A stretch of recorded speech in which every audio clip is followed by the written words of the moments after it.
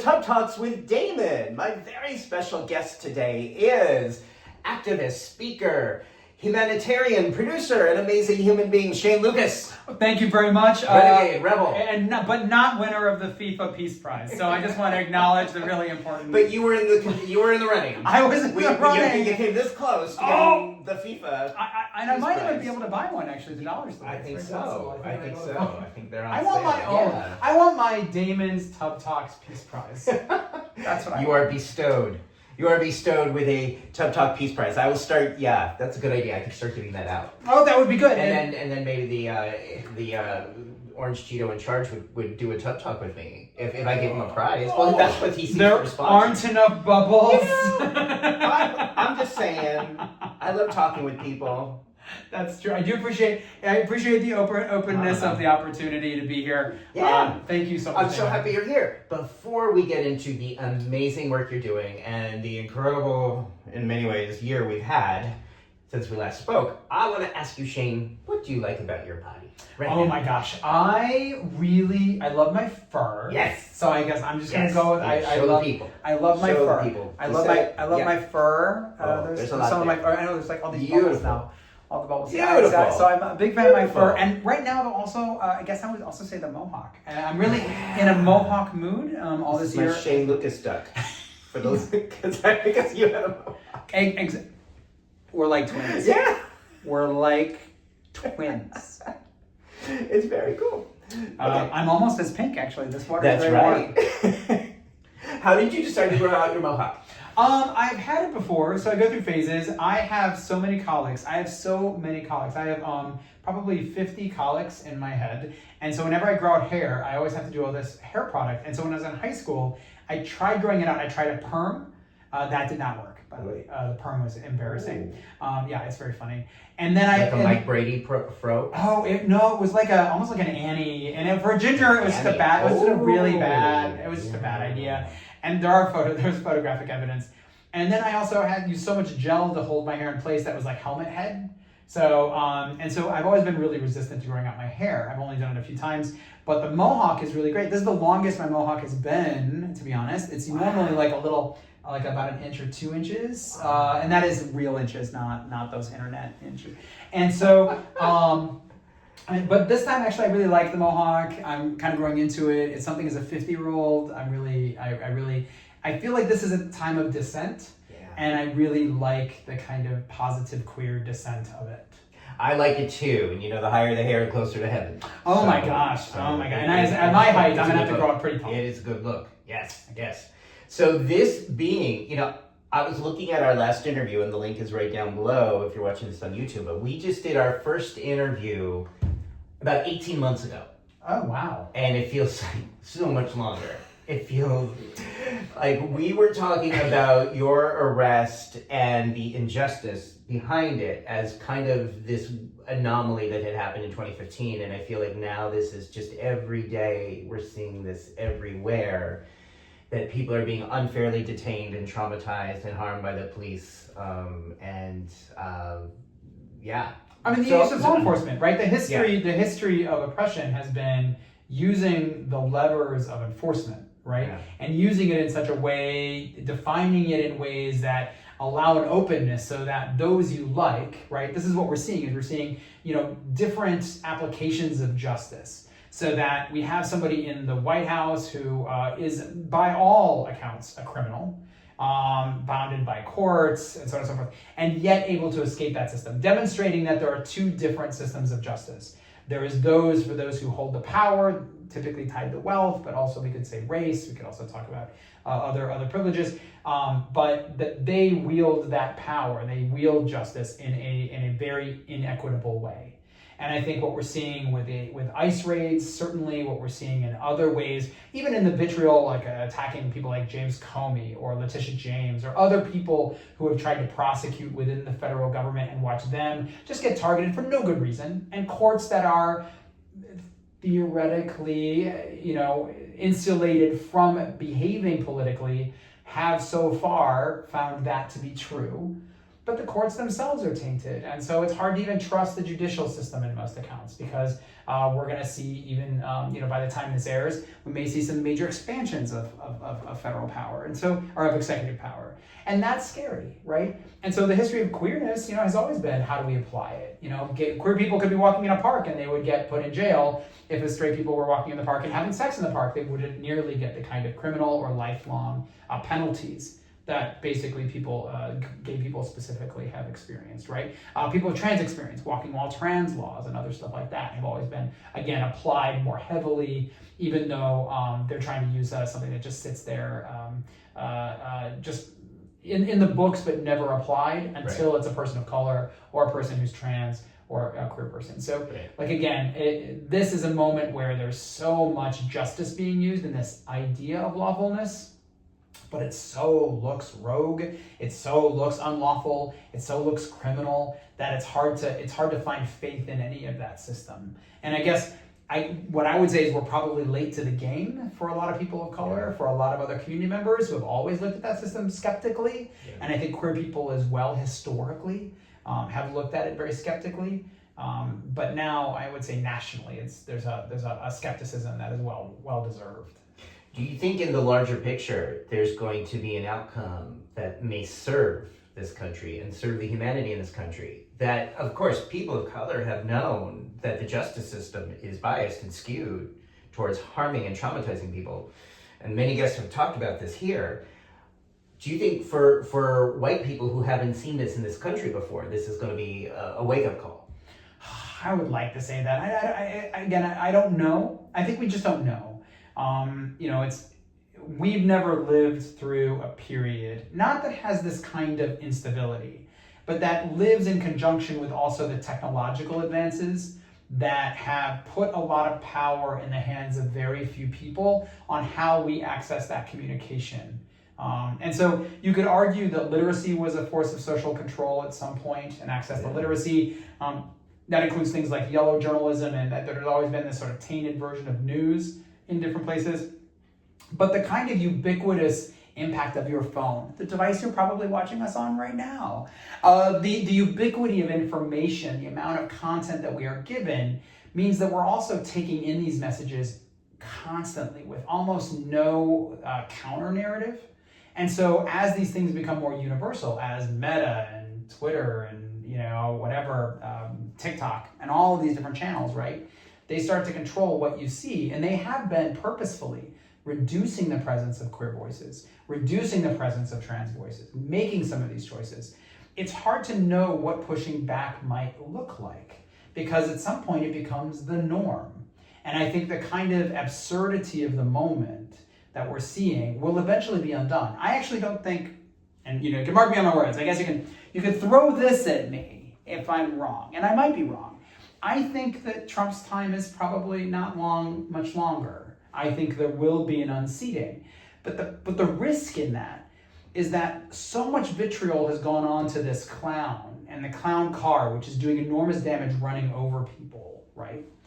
That when that is changed and the system starts to feel normal, or people talk about a return to something familiar, it's important to note the familiar wasn't ever good. Again, one of the fundamental things about MAGA that was just deeply unsettling. And so will white people come to terms with what an inequitable system means when disrupting it risks the power we hold or feel like we hold most comfortably?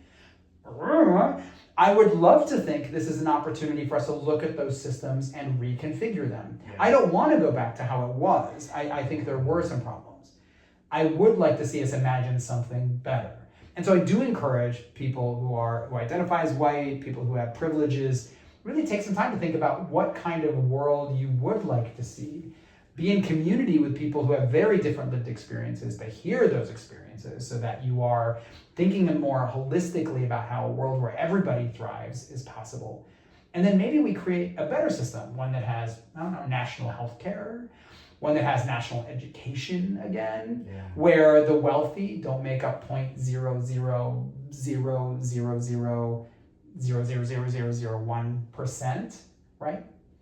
So to do that, we really have to think about how we channel and change that privilege. Yeah. And I don't know if anybody's asking that imagination yet. I don't think so either. And this is where I come back to why mental health is so important. Because when I have these conversations with people I know, people in my life, with white people, they see, oh, that means I'm gonna lose something. That means I have to give something up. That means I'm gonna have less than. There's fear that kicks in.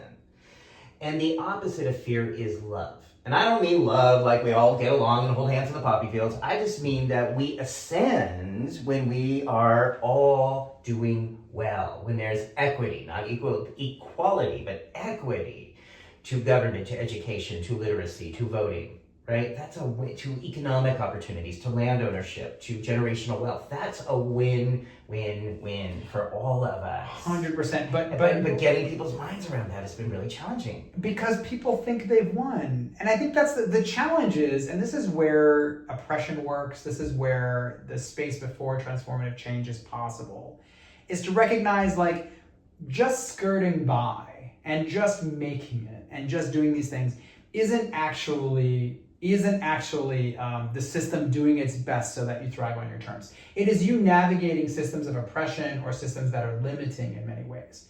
Because other people are making a lot of money off you. So this is to white people specifically. Most white people, we'll say 99 point some percent of you haven't been winning. Like the people who are winning, like they're winning. They're making a lot of 0.00001% that you mentioned. Yeah. They've always been making a lot of money on you. They've always been like all the things that you worry about. When you get cancer and you get bankrupt, they have been banking on you. The whole idea of insurance, the idea of many of these things is fundamentally built so that you are always scraping by to some level. It is not built for you to live out this American mythology that there is this class change you can have.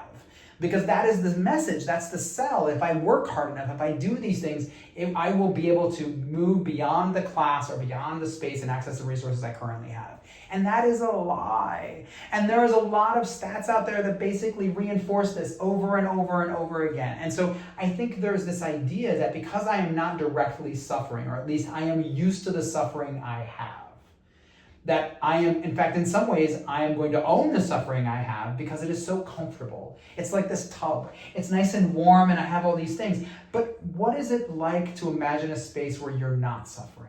What is it like to imagine a liberation that you have never experienced before? In order for that to be possible, you have to break a system that's going to feel familiar. Yeah. So that's the weird part. Challenge the status quo. We don't want to go back. I mean, so if we, make America great again, for me, a good era that's romanticized is like the progression, the progressive era of the 70s and parts of the 90s, when we saw policy and legislation go on a general trajectory of humanity and equality, not equity, but more equality.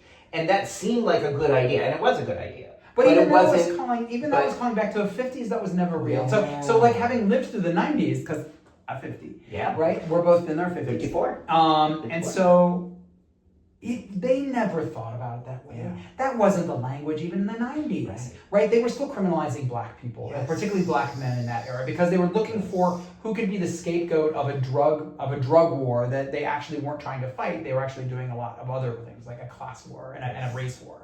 Like those are the things. They were calling back to the 50s then, just like they're calling back to the 50s now. So I don't know that the nostalgia is the 70s and 90s. I think why it's so resonant is because all of us know the system is broken. We've always known the system is somewhat broken, right? Because we just kept getting sold this mythology that if I work hard enough, I will succeed. I work hard enough and I don't. I work hard enough and I feel fragile, right? That's the American dream. That's the American allegory. Because the idea is that if it is seen as a personal failure. Mm-hmm. It is seen that if I don't succeed by this thing, and we do this a lot to communities of color, we do this a lot to marginalized communities, where we say, if you haven't made it, it's not because the system's rigged. It is because you yourself have a failure. And that to me is just such a false narrative that, again, we buy into it. And I feel it. I live it. Like I live it every day. As a business owner, as somebody who really cares about community movement, I feel it all the time. But I have to remind myself that this system isn't built that way. If you don't already come with all these prepackaged resources and materials and availability, Which is privilege. Which is privilege. Yeah. It is very difficult. It's not impossible. Yeah. Again, we love exceptions. Yeah. Because those exceptions then make us a society turn around that does not want to change. Yeah. It says, well, clearly it's possible. So if it's possible, it's not the system that's broken. Right. It's you that's broken. Mm-hmm.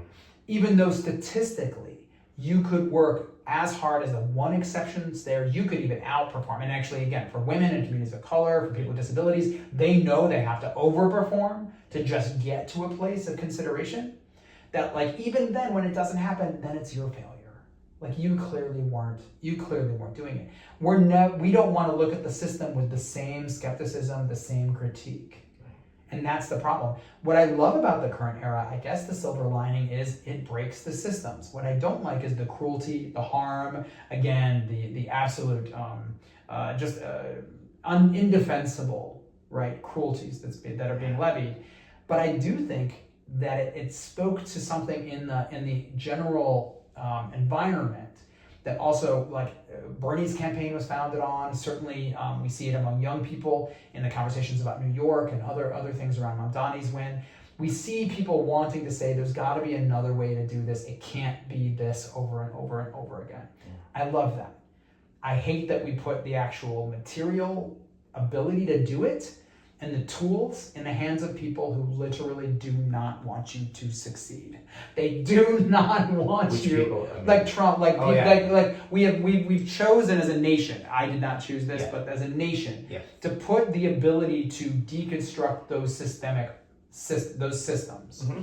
and rather than salvage the pieces of them that were working and then build something that's better, mm-hmm. it was a full destruction of the entire system. Yeah. Done without consideration about who it harms and to what end, and actually, to be honest, solely for, I would say, capital good. Yeah. On the 0.0001%. So let's say in 2028 that there is a shift, which it's very possible it will be. If we look historically in this country, that 2028 could be portending an election where mm-hmm. Democrats come through both in the presidential election, in Senate and House of Representatives.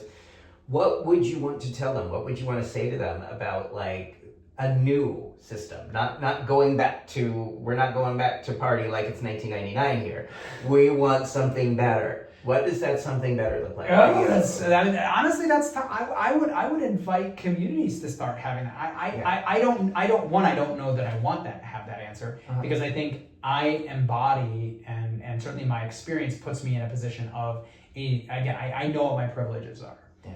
What I guess what I'm worried about is that any of the institutional systems, and that includes the Democratic and Republican parties, this two-party system, all of these things, should be viewed with a level of skepticism about breaking a system on which it has already thrived. Mm-hmm. If the system itself is dependent on the success and the continued success of a system that is not built for you to succeed, then you have to unmoor it from some of its security mechanisms. You have to unmoor it from some of the places it feels safest. So a Democratic Party that I hope looks at the Mamdani win. Again, I know it's an exception, it's an outlier. I don't think we need to treat it as much bigger than that. But I do think if we look at more progressives, if they start to run in places and they start to run either as third party or in a more progressive variation of the Democratic Party, I would love to see that. But if that doesn't happen, if the parties and the people are like, gosh, this is so exhausting. This is what happened the last time the Trump era happened. Oh, it's so exhausting. I'm tired of the news. I don't want the Gulf of America. I just want to go back to the Gulf of Mexico and we're just going to have our vacation and I just want to tune it all out. I hate watching the news.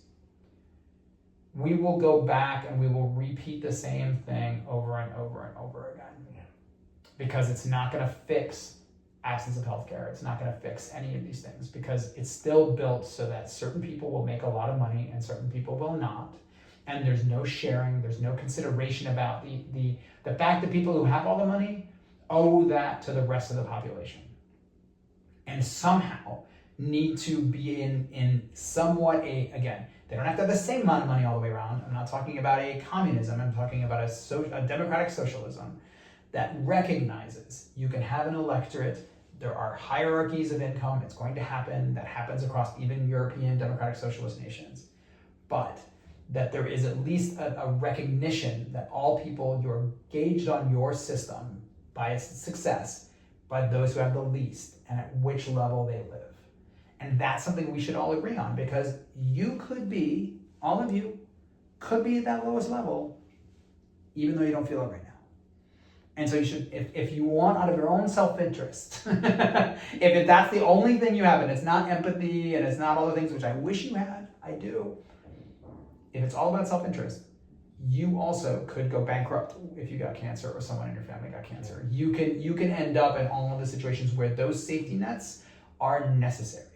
And everybody feels like they're absolved of this. Right. But it's the they always think not me. Yeah. It's always it won't happen to me until it does. And I want a system where like people feel comfortable in their own bodies, in their own skins, in their own purpose, and they have access to resources to do the things that they can to thrive. Wow. I love that. I wish you would run or maybe give a TED talk about these ideas and values. Oh, that brings me to my next subject. And I don't know if that's what you are doing, but I know you do have a talk coming up that pertains to values. I do have a TED talk coming up. Does this pertain to what you're saying right now in terms of our collective humanity and the values we hold as a nation, or is it totally something different? Well, it's about your individual self, and it's really thinking. So one thing that I do, and you have to check out my TED talk when it comes out. I'm giving it in April, so I don't want to give too much of it away. But I will say it's really about value systems, and it's really about thinking about the stress that we get with competing value systems. That we all want to be good people, and I think that's inherent to many of our stories and biographies. But we also have a tension between the parts of us that are good because there's certain things we need to do, decisions we need to make that are complex, that work against the things that we value, right? We have different pieces of generosity, different pieces of comfort, different pieces of learning, different things that we value. And they come into conflict with each other at the hardest decisions that we have to make, and the biggest life decisions we have to make. And so what I'm interested in is the stress that brings that, right? That we have stress from that. And how we can start to think about our value systems in a hierarchy that actually helps us make sense of those decisions. About the story it is that we want to live. That we can't hold all values all the time. It's just impossible. It would be impossible to make all decisions. And so we have to start thinking about what values do define us. What are the things that do help us define our story and define where we want to go in the world and how we want to be in the world? What makes us the person, and not necessarily good. I would like to think of myself as a good person. So what makes me and my narratives, like what defines that story? And so I'm interested in exploring, and I will be sharing in my TED Talk, a strategy and a set of strategies on how we define that. How we look at our value systems and how we make sense of the complexity and the conflict within them. Does it seem like there are any values in the United States that everyone shares? Do you think we have a common ground? Many, absolutely, but we don't hold them all at the same level. In other words, we're willing, and what I'm looking to do is actually create more transparency in how we hold them. That everybody will say, like honesty. Like honesty is the thing that I value. Not necessarily. If somebody's really nice out of just cordiality, you might be like that. Yes, that dress is perfect, or your hair looks great. My hair looks terrible. How's my hair look? How's my hair look? See, so it's cute. I'm not being nice. It's cute. But the thing is, like, we're weighing out in those difficult decisions the things between what is the value I want to hold and say that I am a person who believes in honesty.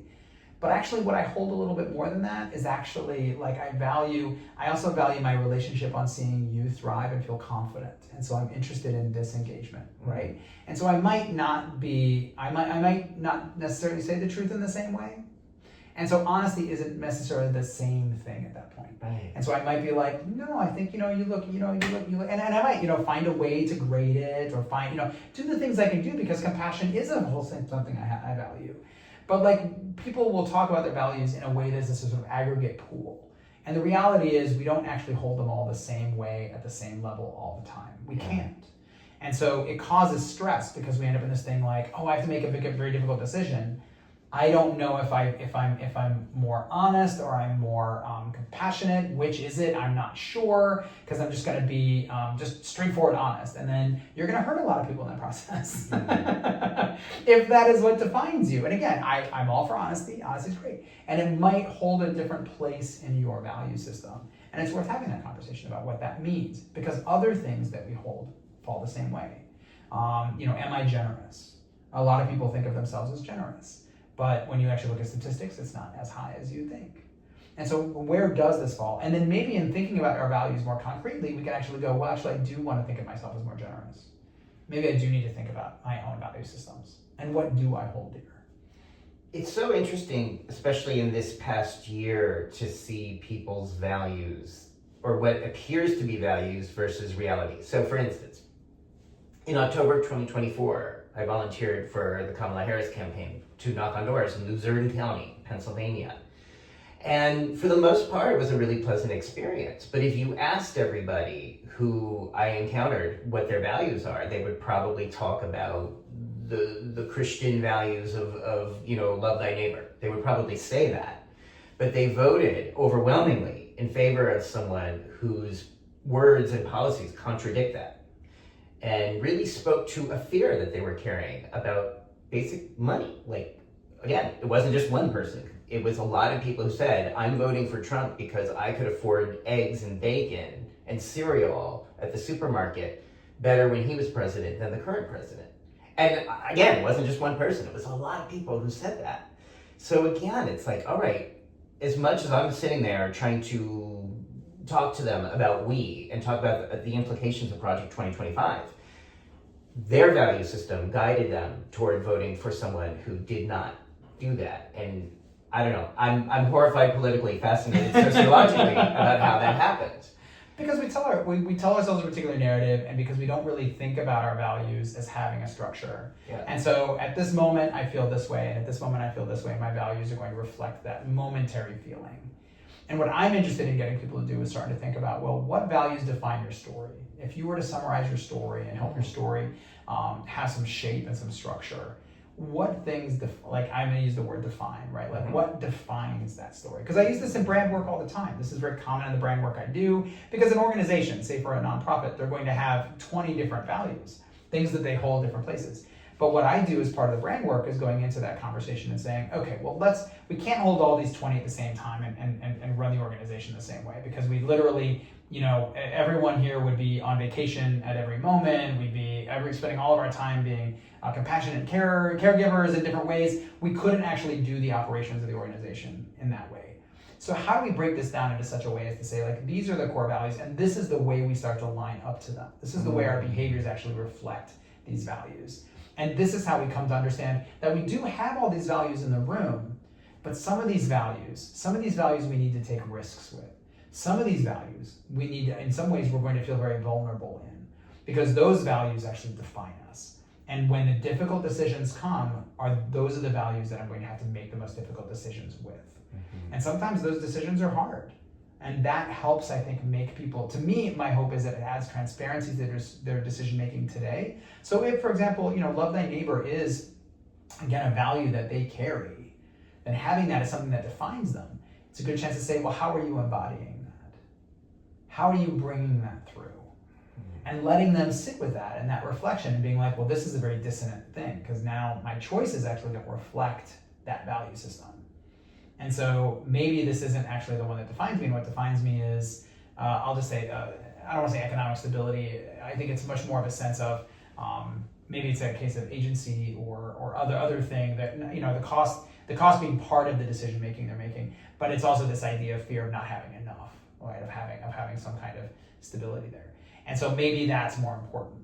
Then maybe, as we saw, and I bring this back to Mamdani even, he brought the affordability conversation back in and said, this is the thing, and that has united many people.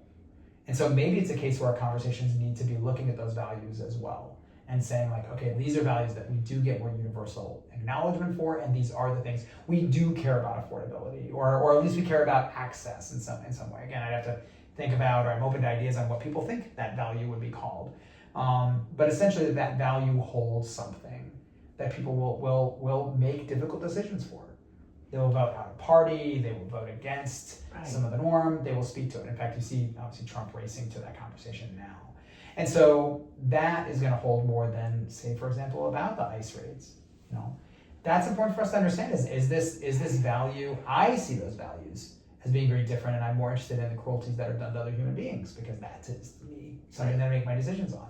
Right. But affordability matters, so it's not out of my value pool. Mm-hmm. It's just maybe not as high. Right. So people can justify, and maybe justify is not even the right word, because you said people can hold multiple values, and sometimes we have to prioritize. People can hold in their mind the value of affordability for my children, for my family, for my extended family, for my elders, and at the same time be horrified by the violence that's being committed by ICE, and then still say, well, Trump's the better candidate, which is what I saw people do. Not because it was like everything was aligning up, but because, as you said, they had to make a choice. And I guess what I'm hoping is that people will start to get more transparency about those decisions. Yeah. So that it may not be the outcome, they won't make the decisions. People won't make the decisions I like or I want.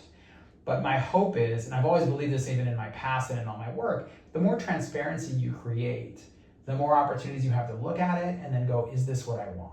Mm-hmm. Is this the story that I want to build? Is this the way I want to be as a person? And then spend some time thinking about, well, if not, then how do you adjust for that? Because to me, it's something you bring into a lot of your work is about fulfillment and that agency to feel confident, to feel courageous in one's own body, to do all of that, right? But a lot of people don't. They really have challenges with that. Because in some ways, there's just a dissonance and they're not willing to have the internal dialogue, right? What I want to encourage is, what does that internal dialogue look like around values? And then how do we start to structure them so that maybe we do some self-reflection and come up with something and say, hey, I want to think of my life a little bit differently. Maybe I do need to think about my value systems. So this theme of finding a better way through dissonance is a theme of harm reduction. It's a theme of mental health. It's a theme of substance abuse. It's this idea of introducing inner conflict and tension and dissonance, because then we can start to think about how to resolve that in a way that's healthy for you and healthy for the world around you. Right? So again, for those who are familiar with the motivational interviewing model, right? That's all about helping somebody see where their values might be acting in conflict and helping them sit with how fucking uncomfortable that is. Not in a critical way, but just oh yeah, I said I care about this, but my meth use is leading me to do this. But that conflicts with the values I said that I cared. That conflicts with my story, with my narrative. So how do I resolve that dissonance? Well, hopefully we resolve it in a way that results in making healthier choices of not using meth or using meth a whole lot less than you used to, so that your values can be acted on, so that your integrity can be preserved. That's core to so much of what we do in the mental health sphere.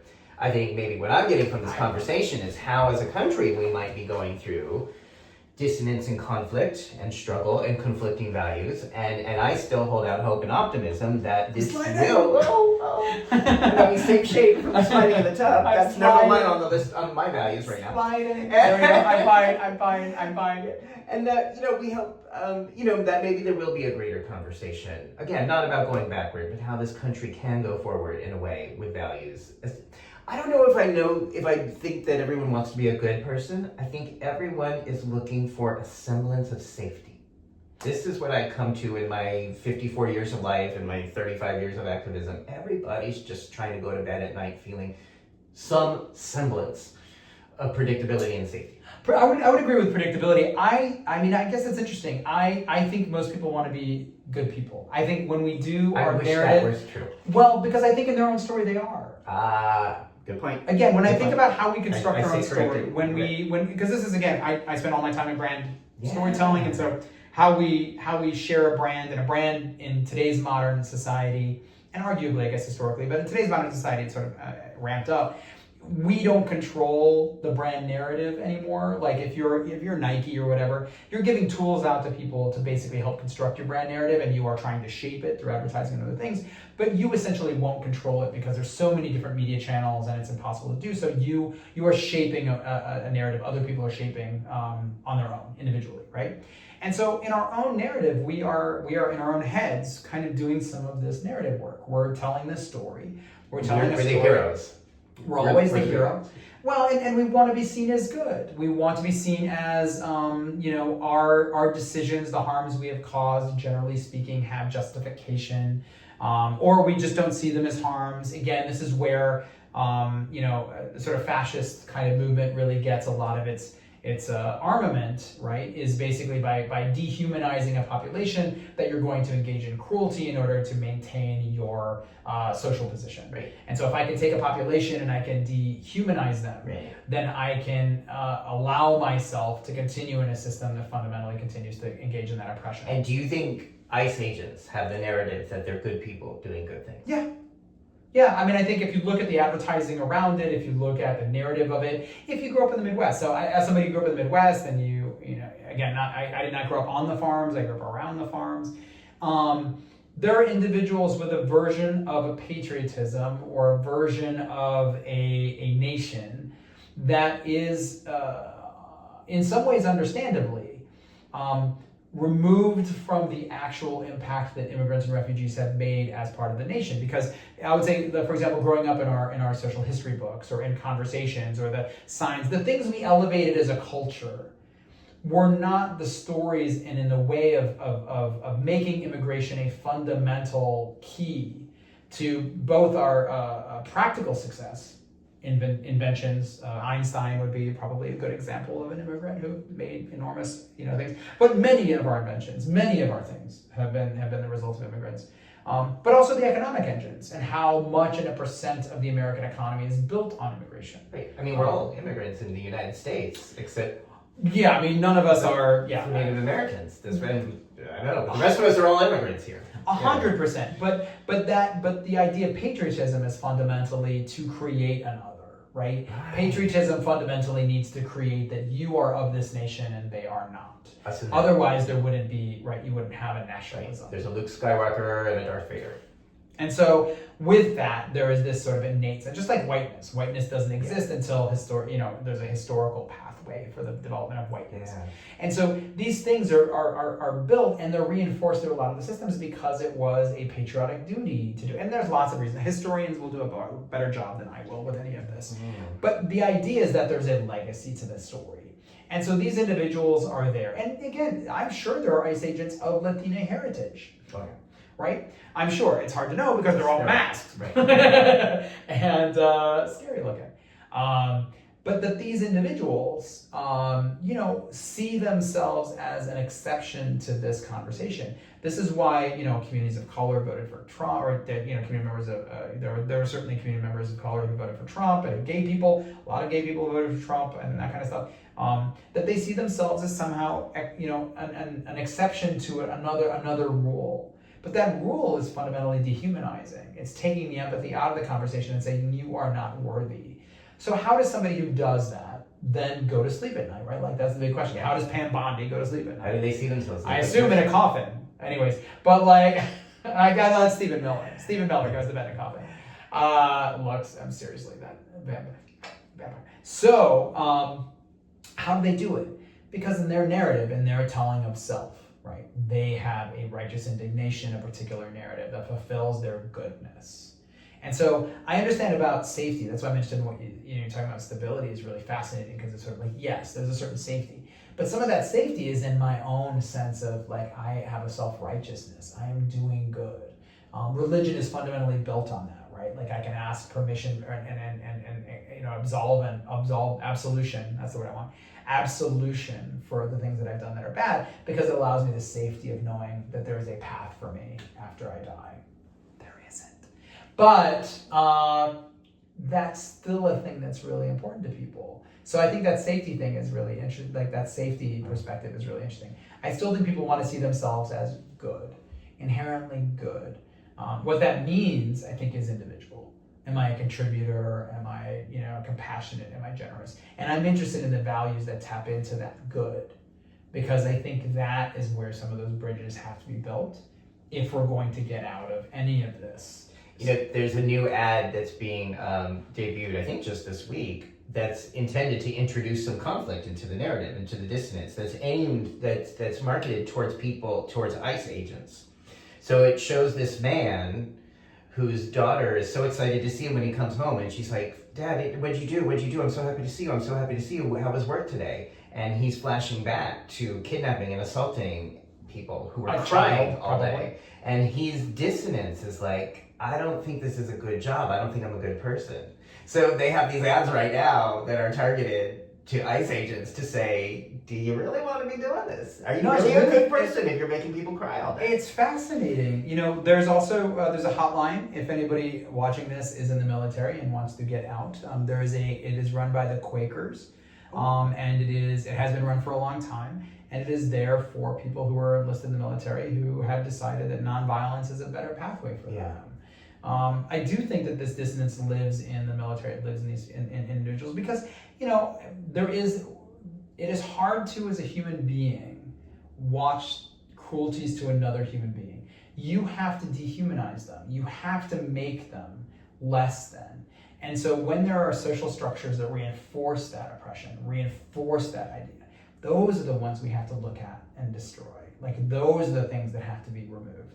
Because as soon as queer people are no longer humans, right, then we become the subject. And again, we saw that during the HIV crisis in the early days, right? Like, as soon as we were disguised and called things that were inhuman.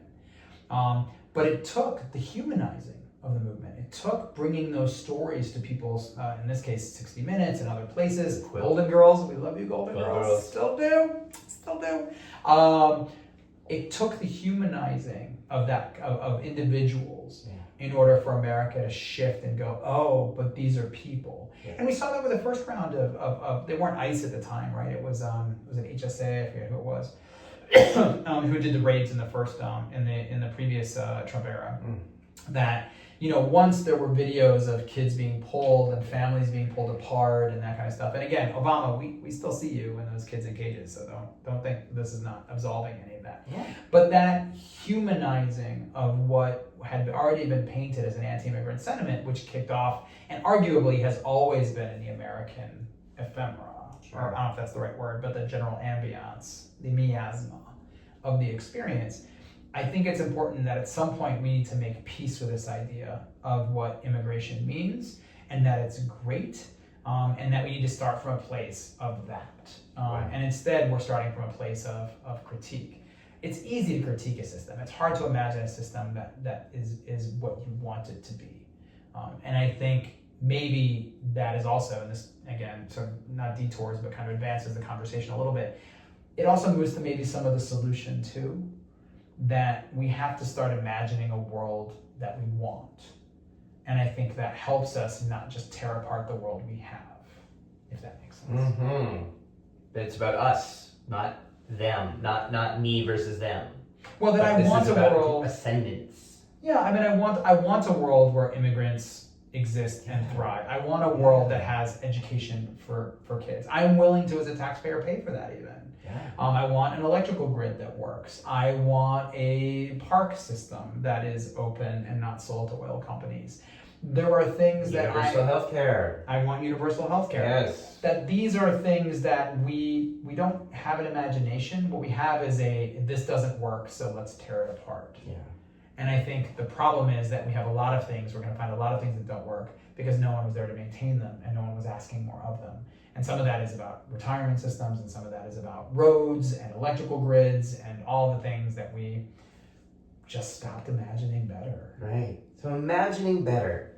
I'm so glad we're talking about this, because as we're approaching a new year, this will be on at any time, but people will be seeing this at the beginning of 2026. It's like, I do think, as painful as things are, that there is a chance to imagine better, that there is a chance to come through the wreckage and maybe rebuild better than we had before, with more health, with more equity, with more joy, with more pleasure. And I think as queer folks, we are often positioned to do some creating and imagining outside the box. I think we've had to do this throughout history, to say that things could be even better than how we imagined. And let's work for that. Let's do that. Let's dream together. Let's brainstorm together. We don't have to have the answers per se, but let's just, have these conversations and listen more than, because again, like you said, if we're going to change this system at all, it has to be about community. It can't just be about liberal white people saying this is a good idea.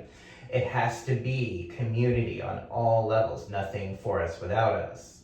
Whomever is impacted. Sorry, now I'm going on the soapbox here as a white privileged guy, but that's how I see it. Do you ever think about running for politics at all? You're good. You're so well spoken and you are so inspiring. Shucks. No, I appreciate that. No, I there are things I would like to do. I have a book coming out next year, or at least my hope is next year. It's finished. It's called The Advocate Advantage. So I'll be out doing Advocate Advantage. Advocate Advantage. So it's really talking about how businesses and organizations really can benefit from building larger and stronger relationships with their varying communities that are invested in their success. Ooh. So it's really about deep and meaningful relationships and getting beyond transactional relationships. So that is going to be out, and that's really looking at, again, proven models and ways to do that. So I'll be out speaking about that. But I think in terms of running for office, my job right now, I sit on the Human Relations Commission for my county, which I'm really proud of. So that's actually one thing that I would suggest people also do. I'm always going to suggest, if there are opportunities for you, if you feel like you have a little bit of space, it doesn't actually take all that much time, depending on what you have available. But there are so many commission boards and spaces that are voluntary in your communities, where you can actually be part of the decision making and influence things like your board of commissioners, your county governments, your city governments, your municipal governments, that you can take part in that. And that's really important, because that's where a lot of the groundwork starts. So my job is I'm gonna evangelize on that. I'm gonna say, all of you watching this, like, ways that you can show up is that, if there's a parks board and you want to join it. Great. It's wonderful to have a queer voice on that board. It's wonderful because that gives a counter narrative, because more conservative people have gone on to these spaces and they've found these spaces, which oftentimes there are vacancies. And they sit in these spaces and they actually excise voices of difference. They excise voices that have the level of compassion to think about many of the community members that are impacted by these choices. And the fact is that those small decisions in those small rooms, those make a lot of difference. They sure do. Local politics matter a lot. And anyone can engage in that conversation and the dialogue about what affects you and your community. And some things are nonpartisan. Like, they're nonpartisan. Yeah. Like, they're not. Again, if you don't feel comfortable running as a Democrat or Republican or whatever the case is, you don't necessarily. A lot of these are just nonpartisan. They're just community things around housing. So you're listening to housing issues, and you're looking at where housing funds go. So if you care about housing or any of that stuff, and so it doesn't take a lot of people's time, but nobody thinks to do it. And the fact is, there are just vacancies across the country in a lot of these spaces that are really, would benefit from community members being there. Such a great point. I think something also, we just did a TikTok video. We were trying the TikTok thing. I know it's like, there's got to be a joke about two guys in their 50s trying to do a TikTok video somewhere. Oh my God, it's like, okay, so there's this one where there's all these octogenarians, and I love them, and I think they're octogenarians. I might be wrong, and they're going to yell at me because they're probably septuagenarians. Anyways, whatever, but they're like in Palm Springs, and they're these four guys, and they do these dances all the time. And so, I'd say the channel is universal across the ages. So I'm a spring chicken. I'm a spring chicken. We're going to go with that. I love those. But I think what people can do is if they feel safe to do so, is there room to have a conversation with someone who voted in 2024 for someone that you don't agree with, and to see where they're at now, and as the midterms approach, where they might be? Because a lot of people who voted for Trump, are having buyer's remorse. They're seeing the cost of eggs and bacon and cereal and coffee did not go down. What? What? Yeah. What? No, yeah. I don't believe you. I don't believe you. Really? Well, then do your own research and find out. That happened? Really? Yeah. Because a lot of the promises made, a lot of the reasons people voted for a sense of what they thought were going to provide safety and predictability have not manifested. And they're still paying more for groceries and still suffering in their quality of life and being able to provide for the families, with greater unemployment and more exposure to trauma all around. So for some folks, they're rethinking how they're going to vote in 2026, and that might be worth having a conversation with if you're safe to do that. 100%. The other group that I think is so important for us to talk about are the 33% of eligible voters in the US who did not vote in 2024, and that's actually, 2024 was one of the record high amount of turnouts. It was still like 66%. I think 2020 was the highest ever. America has one of the lowest but voting. Usually it's closer to the 50s. So if you can find one person in your family or your community who chose to not vote in 2024, that might also be someone to have a conversation with and connect with. Do you feel where, why didn't you vote, and what could lead you to vote in 2026?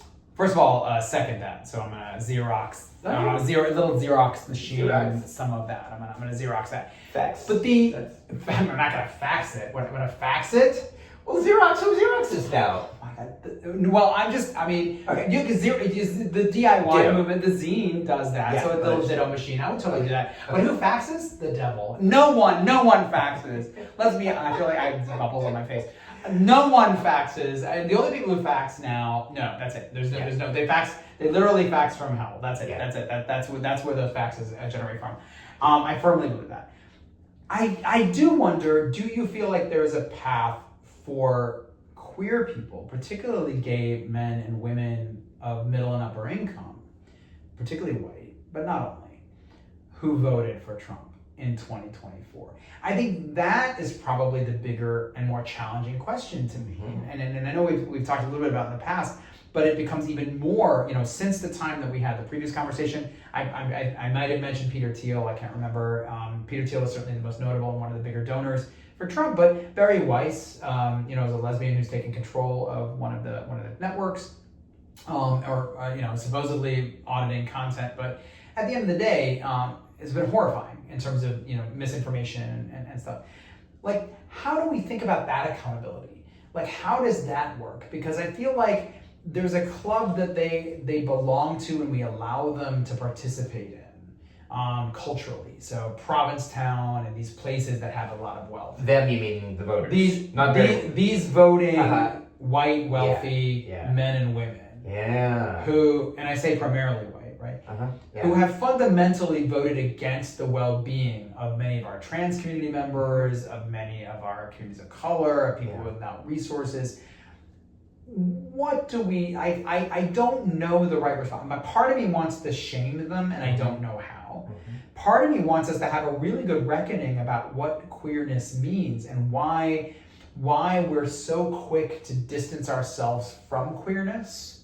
Because I worry that is going to be more of what we see. We're going to see more and more distancing.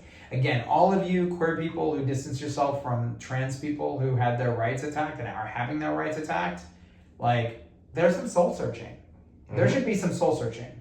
And how do we bridge that? Because it is the economic power that allowed marriage to even get as far as it got in the conversation. And yet we need those resources and those people who have that influence to be in the room. But it's those people with the influence who are actually undermining so much of that success. So I think it comes back to what you said earlier. Remember, they're the heroes in the story. They see themselves as the good guys or the good women, the good voters. Now, maybe they're looking at everything going on, seeing the decimation of a lot of democracy and having a second guess about that. And if so, if I have a chance to talk to one of these folks, what I'm not going to do is employ shame, because I know if I do that, I'm only going to get one of two responses. I might get a, yes, Damon, you're right, and then they're going to, talk to the hand, or they're going to get defensive and entrenched in their position, and they're going to double down because they see themselves as the hero. So what would you suggest, how would you suggest we create that bridge? Is it finding what the issue was that got them to there? So if it's affordability, right? Is that, since that has been the message everyone's talking about, and understandably so, do we sit then and center in those values? I feel like that's the right way to do it. I would be curious what was the rationale you had, because you're the good person in your story. So what seemed right about voting for Trump in 2024? And based on that experience, has anything happened over the last year that surprised you or didn't go the way you had planned or changed your mind? Or has led you to see that maybe in 2026, some of the people running might serve your goals and serve our community goals in a different way? I love this. He's so nice. This is why I can't run for office. Why are you running for office? Oh, got a lover, not a fighter. Oh my God, I'm a lover, not a fighter. But we need lovers. We need lovers in office. We need scientists. We need scientists in office. No, at 54, I pick and choose my battles carefully. Fair enough. And I'm also a business owner, and I work in the realm of mental health and healing, and that feeds a lot of energy. Engaging in these discussions on a regular basis would be a drain. And there's other people far more qualified and energetic to do it.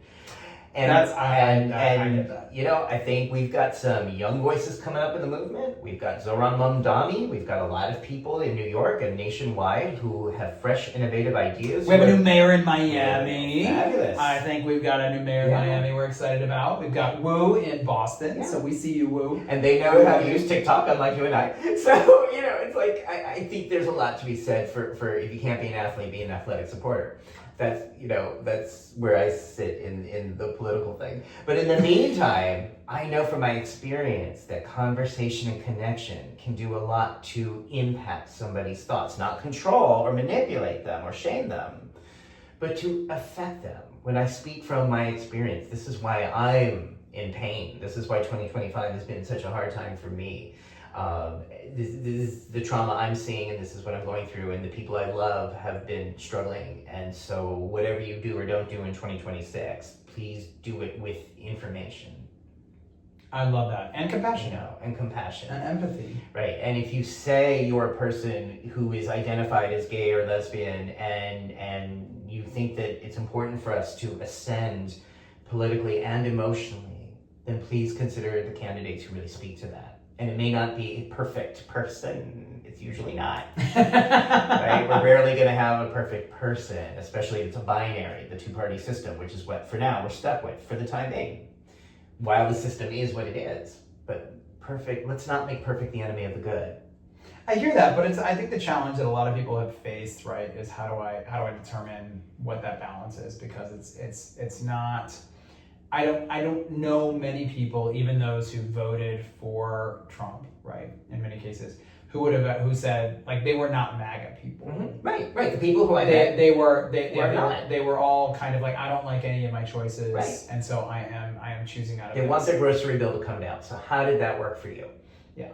How does that feel? If you live in an area where ICE has been prevalent, how has that been looking to you? If you see the images of children being abducted, what do you think that's going to be like? Because they're still going to be traumatized with this the rest of their lives. We're going to be in this country together the rest of our lives. We're going to be holding that trauma. Do you think we're too aspirational in our compassion? I don't know what you mean. So, like, if at the end of the day, does it need to be a conversation? Like, this is why affordability is so interesting, right? Affordability worked. Mm-hmm. In spite of all the vitriol. Mm-hmm. And again, it was certainly not done, let's say New York, we'll talk about New York very specifically. It wasn't done, like, without considerations about ICE raids, and certainly Mamdani, talked to many different communities about what they're feeling in the current moment. But I think it is inarguably the affordability message that certainly resonated the most there, and as well as other races. So I don't want to just say his race was alone. There were other races where that also worked. Are we just spinning wheels in compassion? I struggle with this a lot because I'm like, I want to believe it's enough movement to want to be living in that empathy, to love humans, to be connected and find and want to seek that liberation for all people. I just don't know that it ever is going to be the wallet. Because, I don't think those values have to be in competition. But for a lot of people in 2024, they were. So affordability is going to win out. It's like the old saying, it's the economy, stupid. This is why people vote for independent of partisan affiliation. But it's a myth too, though, right?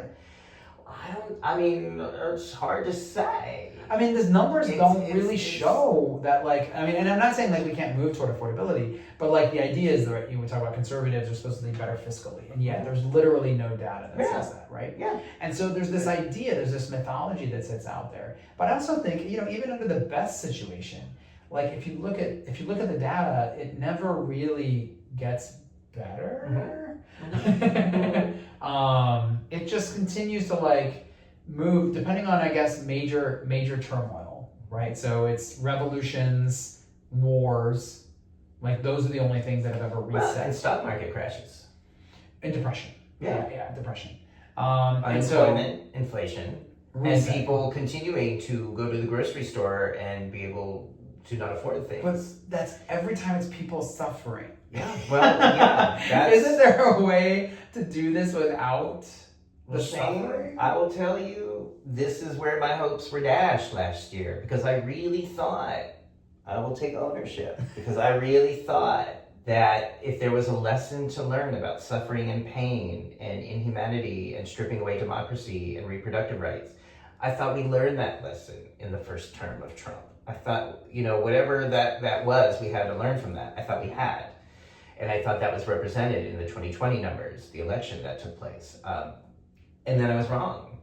So if there is a lesson here, or if there's a way to move forward, apparently we didn't, and we see this a lot in healing fields and medical fields and substance abuse. Sometimes people have to they have to hit bottom, Hit the rock which bottom. is a phrase that always makes me giggle, but they sometimes have to get worse before they get better. And I feel like that's where this country is at. I'm hopeful because of what you said earlier, that there may be an opportunity across party lines. It's not a partisan issue. How do we rebuild from this? Perhaps in a way that's stronger, perhaps in a way that's more unified. Not that we're going to agree on a lot of stuff, but that Republicans and Democrats and independents can have a foundation of, if we all agree that affordability is important, that it's important to afford eggs and bacon, and that to get your kids, consumerist Christmas gifts, and if we can all agree on that, how do we vote in favor of the policies that are more likely to make that happen and give people more access to the education so that they can continue to grow?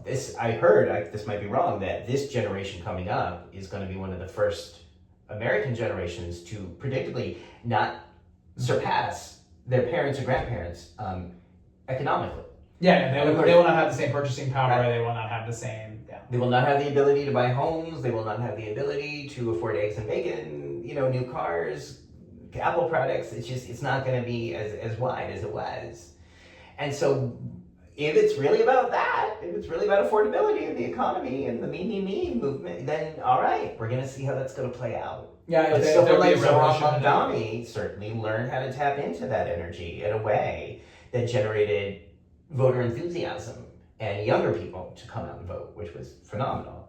And to really, not only did he win the election, but for those who don't live in New York, this kind of political outsider won a 3-party race by an extremely high margin.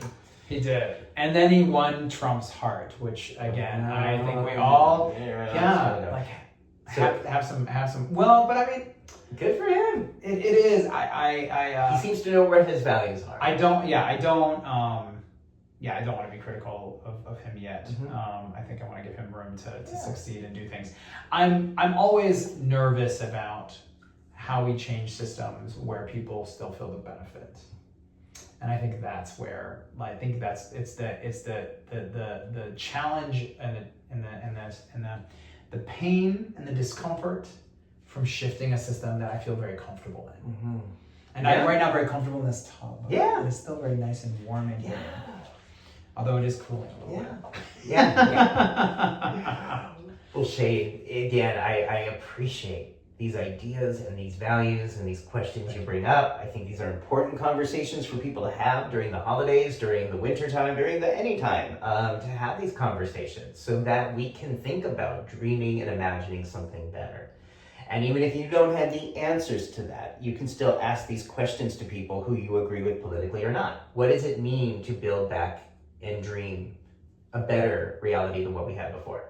Yeah, I think it's a worthy. I would love to. When I do some more canvassing, of course, that's going to be something I want to know from people, whether I politically agree with them or not. What does imagining better look like for you? Yeah, and even just doing the exercise in your own life, like what would it be to imagine something different? Like what would you prioritize? Yeah. Like what would you put in the room?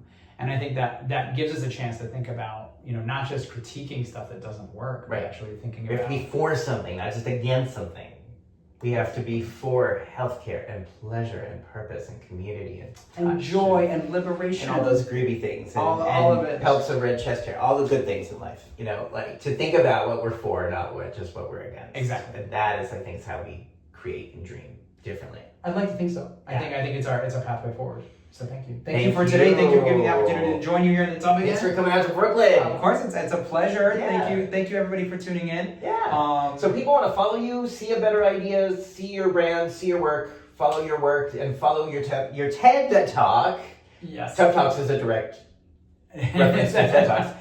How would you like people to do this? So you can follow me at ShaneLukas.com, SHANE Lucas LUKAS.com. You can follow Great Idea, which is Great Idea. Sorry, I said the wrong thing. No, it's Okay. fine. It's fine. It's not. It is a good idea, and it's a great idea. Great idea. It's a great idea. But I also encourage you to check out. You can catch Damon's podcast, his interview on Power Beyond Pride. So we do Power Beyond Pride as a podcast we run every week. You'll get to meet a queer change maker from across the country who's doing all the things we talked about today.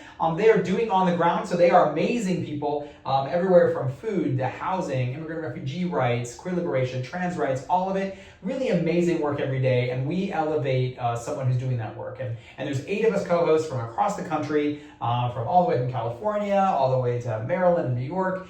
Everybody having really a different experience to bring into the room to ask great questions that encourage us to think about queerness very much across generational lines, racial lines, gender, all these different lines, and really thinking about the power to do queer change making. And I got to do it. So if you're not sick of me after these TED Talks, you could go to the podcast. I'll link it down below because it's a great podcast. I was so comfortable with the host, I said things I don't usually say, but you have to go look at it or read it or listen to it to know what I'm talking about. What? You said things that no, you always say very intimate things. Listen to that. And if you also like these ideas, subscribe because there's more than 200 episodes of people like Shane who are conceiving about dreaming better and making a difference in the world and acting in ways to make our world a happier, healthier place. And a sexier place. And what? A sexier place. And I just got water all over the floor. Well, that could be sexy. That's water all over the floor. Queer activism on the ground. Queer water. I'm making the floor wet, is what I'm saying right now. I'm making the floor wet. Thank you so much, Damon, Thank you, for Shane. being here. Thank you, everybody. Thank you, Mohawk Ducky. Have a great day.